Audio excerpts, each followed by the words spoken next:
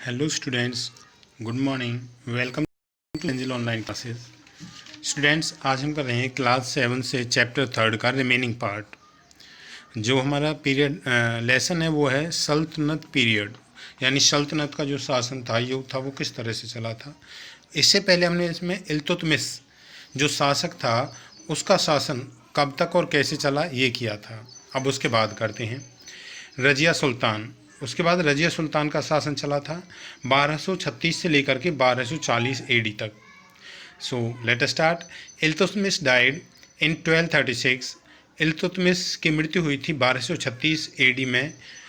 Before his death ही nominated his daughter Razia Sultan as a successor.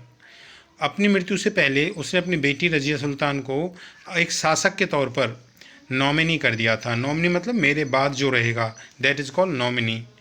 As none of his son, क्यों किया था? क्योंकि उसका बेटा कोई भी जो ऐसा नहीं था और कम्पिटेंट रजिया, जो रजिया को कम्पिटेंट कर सके, यानी उसका मुकाबला कर सके।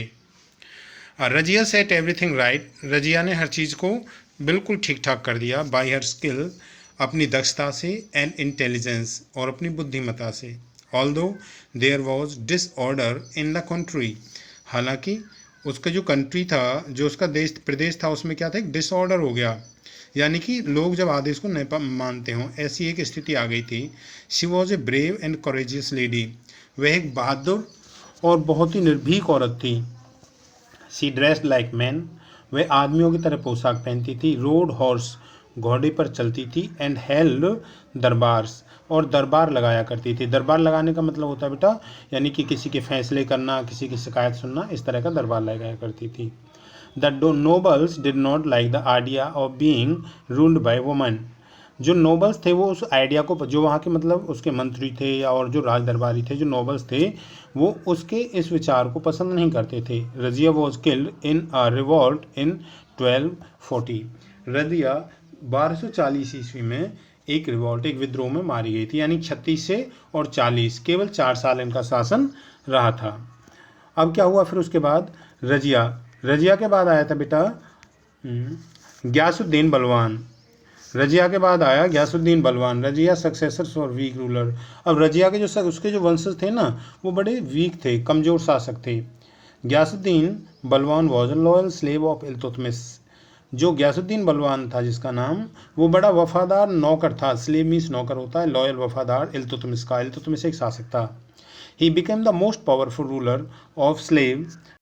वह जो स्लेव डायनेस्टी थी उसका बहुत बड़ा शासक बना था, यानी उस वंश का सबसे बड़ा शासक वो बना था। He ruled for 20 years. उसने लगभग 20 वर्षों तक शासन किया। ही इज़ नॉन, आगे देखते हैं, he is non for his policy of blood and iron. उसने अपनी एक नीति चलाई थी, ब्लड एंड आयरन, इस नीति के नाम से जाना जाता है। जैसे अगर हम आज की बात करें तो नरेंद्र मोदी ने लोकल फॉर वोकल जैसे अभी चलाया है, और उन्होंने क्या चलाया है, अपना डिजिटल इंडिया चलाया है, तो इसी तरह से उन्होंने ब्लड एंड आयरन की नीति चलाई थी। ब्लड आयरन की नीति से वो जाने जाते थे। ही डिफेंडेड हिज किंगडम। उसने अपने किंगडम को डिफेंड किया, मतलब उसकी रक्षा की। फ्रॉम द मंगोल्स इन्वेंशन, मंगोलों के आक्रमण से। ही इनक्रेज द पीपल टू डू सजदा एंड द पेब्स। सजदा एंड पेब्स, इसको अच्छी तरह से समझना बेटा। जब कोई शासक बन जाता है और वो अपनी तानाशाही चलाता है, वो कहता है कि आके मेरे चरणों में गिरो, तो उसे बोलते हैं सजदा। एंड पेब्स का मतलब होता है बेटा चरणों को चूमना। तो उसने ये चलाया था कि जो भी यहाँ पे आएगा वो क्या करेगा, राजा के चरणों में आकर के दंडवत देगा, गिरेगा और उसके पैरों को चूमेगा अपने होठों से। Thus he made the power of sultan absolute. इस प्रकार उसने अपने जो सुल्तान था उसकी ताकत का पूरा यूज़ किया था। और वैसे उसने ये सब क्यों किया था? क्योंकि जो मंगोल थे ना बेटा, उनकी ताकत बढ़ती जा रही थी, और मंगोलों को नीचा दिखाने के लिए उसने ऐसा किया था। उसके बाद हुई थी खिलजी डायनेस्टी, यानी खिलजी वंश जो था वो शुरू हुआ था। The Khilji rulers ruled for 3 decades. जो खिलजी रूलर्स थे, शासक थे, उन्होंने लगभग 3 दशकों तक, यानी 30 वर्षों तक शासन किया। दे एक्सपेंडेड द सल्तनत further. Prominent ruler of Khilji dynasty. Prominent का मतलब होता है बेटा प्रसिद्ध, ध्यान रखेंगे बेटा, प्रोमिनेंट मतलब प्रसिद्ध। दे एक्सपेंड द सल्तनत फर्दर, उन्होंने सल्तनत साम्राज्य को और बढ़ाया। Prominent ruler of Khilji dynasty Khilji वंशज का जो सबसे प्रोमिनेंट प्रसिद्ध शासक था वो था जलालुद्दीन खिलजी एंड अलाउद्दीन खिलजी। ये दो शासक बहुत ही प्रसिद्ध शासक थे। अब इन दोनों में से पहले हम करते हैं जलालुद्दीन खिलजी की बात, जिसका शासन रहा था 1290 से लेकर के 1296 यानी 6 वर्ष। Jalaluddin was about 70 years. Jalaluddin की उम्र लगभग 70 वर्ष थी। वह नहीं एक्सेंडेड द थ्रोन, जब उन्होंने थ्रोन को पाया, प्राप्त किया। एसेंडेड का मतलब होता है प्राप्त करना, जब उसने अपने मुकुट को, यानी कि वह शासक बना। He was not a strong ruler, वह कोई बहुत ज़्यादा शक्तिशाली शासक नहीं था। He adopted a lenient policy toward the Mongols. Lenient का मतलब होता है बेटा थोड़ी सी रियायत देना किसी को, मतलब किसी के प्रति नरम बनना, इसलिए उसने बड़ी नरम नीति को अपनाया मंगोलों के प्रति। And married one of the daughter of Ulugh Khan, और उलग खान जो मंगोल था उसकी एक बेटी से शादी कर दी। लीडर ऑफ मंगोल्स में मंगोलों का लीडर था कौन? उलग खान। इन 1296, बेटा 96 है यहाँ पे, जो आपका यहाँ पे थोड़ा मिसप्रिंट हो रहा है। इन 1296 अद Ala uddin Khilji, his nephew and son in law murdered and captured in throne for himself. फिर क्या हुआ? 1296 ईस्वी में अलाउद्दीन खिलजी, उसके नेफ्यू और उसके सन इन लॉ ने उसका मर्डर कर दिया और उस थ्रोन को कैप्चर कर लिया, यानी कि वो खुद वहाँ के शासक बन गए। उसके बाद क्या हुआ? जलालुद्दीन खिलजी के बाद Alauddin Khilji. Alauddin Khilji extended the throne 1296। अब जब 1296 में उसकी मृत्यु हो गई तो अलाउद्दीन खिलजी ने शासन ले लिया। And was the most successful ruler, और वे बड़ा ही सक्सेसफुल शासक बना था, सक्सेसफुल सफल शासक बना। He was a great general, वह एक महान जनरल था। और क्या था? अ शेर्ड एडमिनिस्ट्रेटर। शेर्ड का मतलब होता है बेटा चालाक, और एडमिनिस्ट्रेटर का मतलब होता है शासन चलाने वाला। एंड एन एम्बिशियस रूलर, और बड़ा ही महत्वाकांक्षी शासक भी था।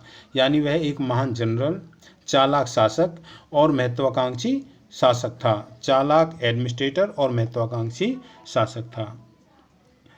Expense of Alauddin empire. अब अलाउद्दीन ने अपना एम्पायर कितना बढ़ाया वो देखिए। 1299 में अद Alauddin lead his army to Gujarat. Al Alauddin अपनी आर्मी, अपनी सेना को लेकर कहाँ चला गया? गुजरात की तरफ। और वहाँ पर उसने क्या किया? अगेंस्ट के विरुद्ध राजा कर्ण बघेला था, उसके खिलाफ अपनी सेना को लगा दिया। His army defeated Baghela and looted the famous Somnath temple.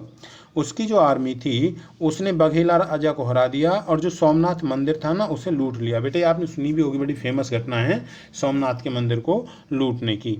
And other part, और उसके दूसरे हिस्सों में उसने तबाही मचाई। अलाउद्दीन खिलजी जो था बॉट हिंदू स्लेव, वह एक हिंदू दास, स्लेव मीन्स होता दास, जिसका नाम था मलिक काफुर फॉर 1000 दिनार।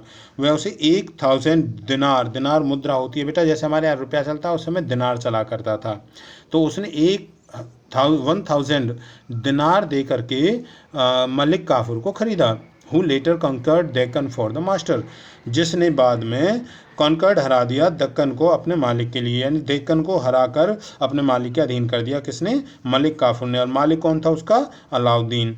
तो उसने उसे हराकर अलाउद्दीन के हवाले कर दिया।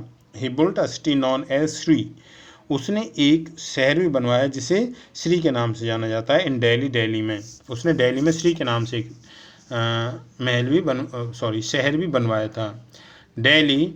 एंड आल्सो कंस्ट्रक्टेड अली दरवाज़ा नियर द कुतुब मीनार, और उसने कुतुब मीनार के नज़दीक अली दरवाज़ा भी बनवाया था। आफ्टर कंक्यूरिंग गुजरात को हराने के बाद में Alauddin set his army toward the Rajput state, Alauddin ने अपनी आर्मी को राजपूत स्टेट की तरफ कर दिया।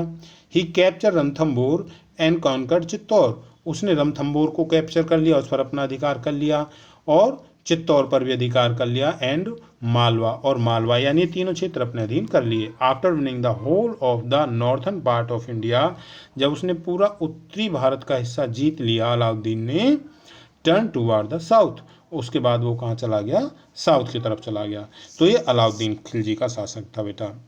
उसके बाद हम तुगलक डायनेस्टी को पढ़ेंगे, जो इसके बाद हम करेंगे। आई होप यहाँ तक आपको समझ में आ गया होगा बेटा कि ये रजिया सुल्तान, शुरू में हमने इल्तुतमिश के बाद रजिया सुल्तान का शासन रहा, उसके बाद में गयासुद्दीन बलवान का रहा, उसके बाद जो खिलजी डायनेस्टी शुरू हो गई थी और खिलजी में जलालुद्दीन खिलजी का पहले रहा, उसके बाद में अलाउद्दीन खिलजी और उसने अपने साम्राज्य का विस्तार किया। Okay guys, so stay at home and जो ये लेसन है इसे अच्छी तरह से रीड करना। स्टे होम, सेफ रहें। Have a nice day. Thank you.